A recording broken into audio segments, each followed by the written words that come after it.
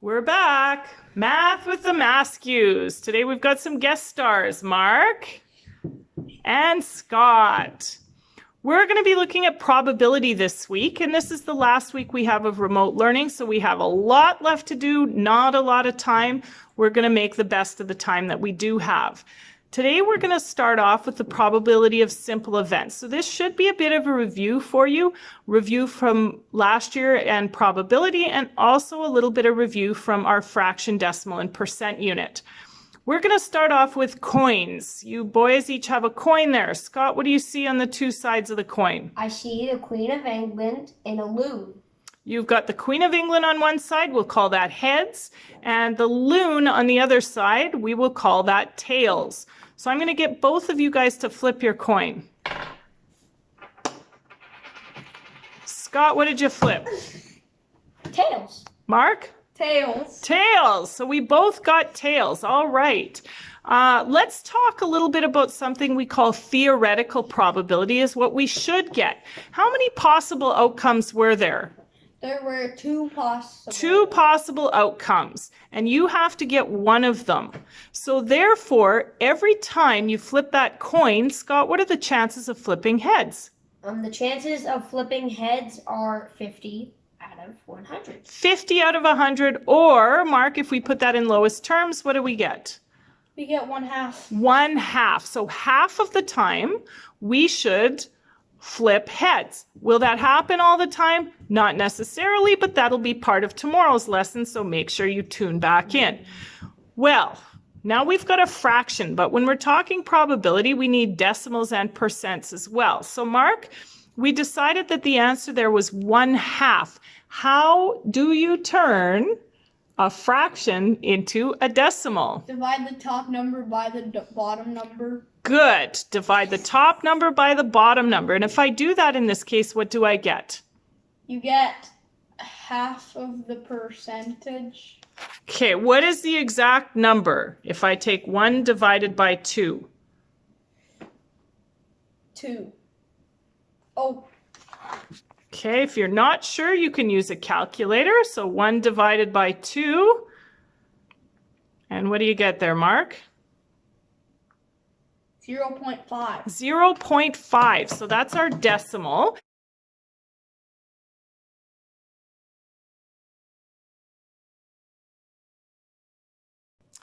Mark, you told me the answer was 0.5. Now, how do we take that decimal and turn it into a percent? You times it by 100. Good. So we multiply by 100. And if we take 0.5 times 100, what do we get? 50. So we have 50%. Excellent. All right. Well, that was simple. So let's now take some golf balls here. Scott, I want you to look in that bag. Yeah, you guys can take them out.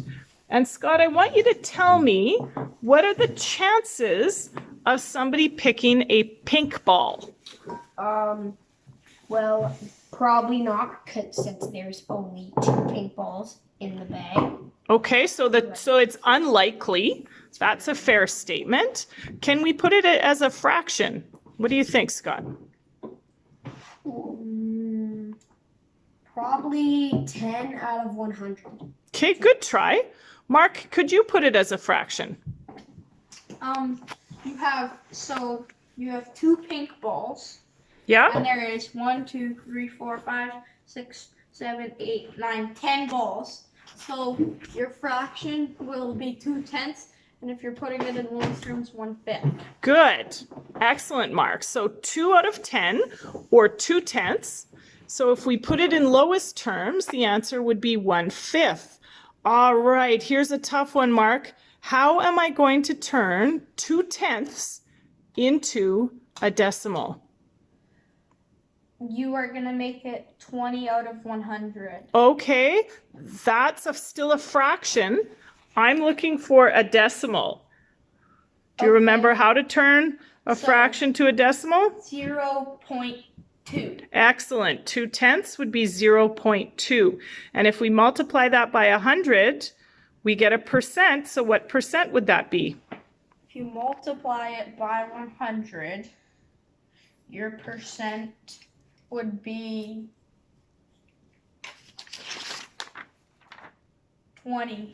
20%. Excellent. So we have 20%. Well, let's try with the yellow balls. Scott, what are the odds? What is the probability? What are the chances of somebody picking a yellow ball out of the bag? Well, out of what? How many balls are in the bag? There's 10. 10. So what are the chances of picking a yellow ball? Out of 10? Yes. 1. 1/10. Now that's an interesting question where Scott asked me out of what. It's really important when we deal with probability that it is out of something. I can't say the probability is 1 or the probability is 2. I have to say it is 1 out of something. So in this case, it's 1 out of 10, which is 1/10. Mark, can you turn 1/10 into a decimal for me? Yes, I can. And what would we get? 0.1. Excellent, 0.1. So let's quickly multiply that by 100 and turn it into a percent. 10%. Excellent, 10%. All right, what fraction of those balls would be white? 1, 2, 3, 4, 5 out of 10.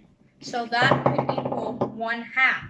1/2. And we already did the decimal and percent on 1/2. Excellent. So lastly here we've got a bunch of pencil crayons. All right, Scott, how many are there?